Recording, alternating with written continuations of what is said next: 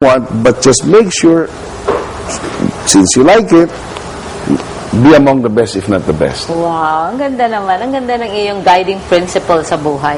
Ngayon naman, Congressman Ongpong, sabihin na natin, what drives you, yung common practice natin, di ba, na para daw magdisiplina ng mga anak natin, papaluin natin. Are you for or against it? Well, before I will answer you directly, common sa kultura natin na sinisinturo natin, Yes. nagkakaroon ng Lalo sa matatanda, ano? we abuse.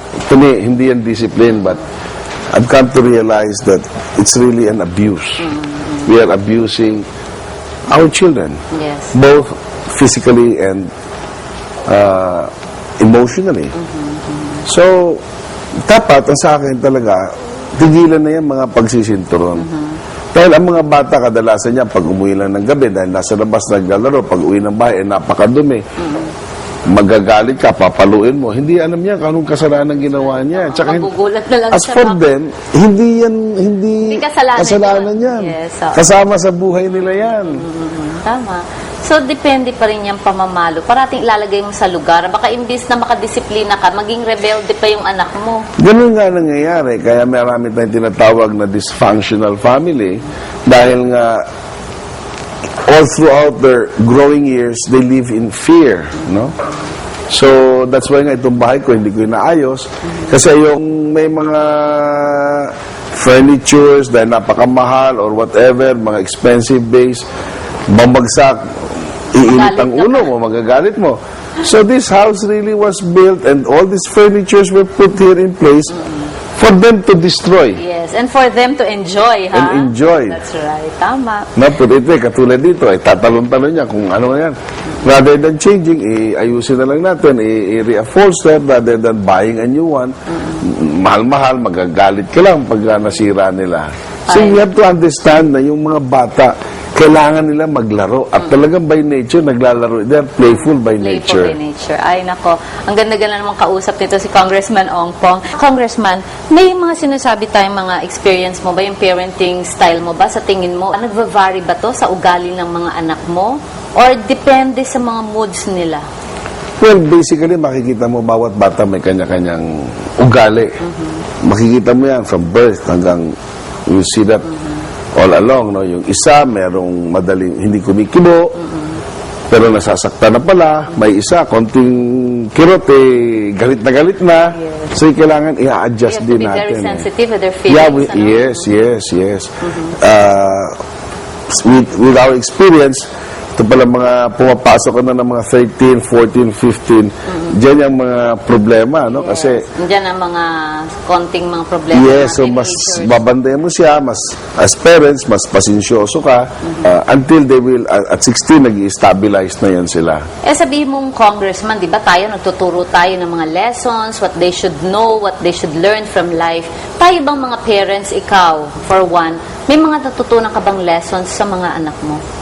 Of course, plenty. Plenty like what? Lagi nila akong kinokorek, dahil ako, Bisaya ako. Oo. Yung English ko minsan mali-mali. At Sila talagang, kasi mga learned na ngayon sa sila, best schools. best schools, no?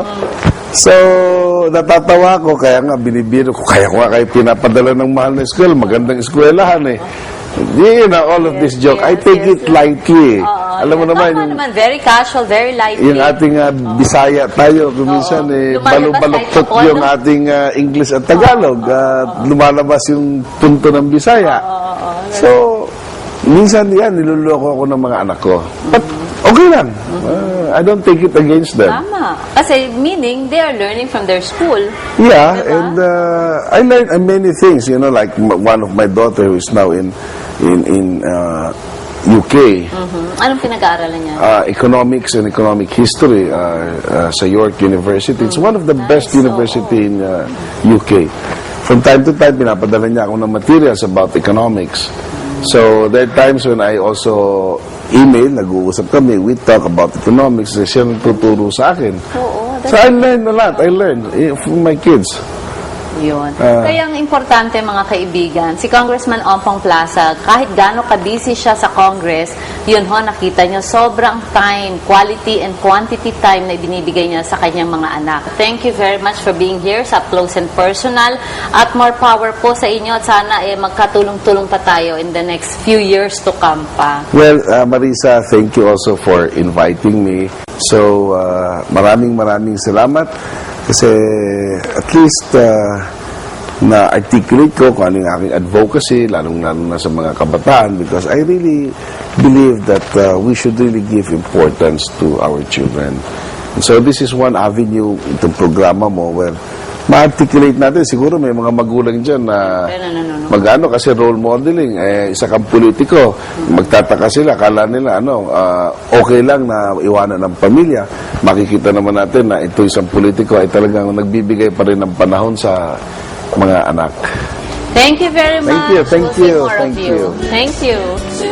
It's so true that children are our future, and it's never a waste to invest in them today. But raising them well is guiding them with the right values so they will be equipped to face the challenges of the future head-on. And with the likes of Congressman Rodolfo Ompong Plaza championing the causes of children in the halls of Congress, we're hopeful that this will add to the foundations of a strong man in end. Huwag po kayong aalis because we're checking out cool places to visit in the metropolis when we return.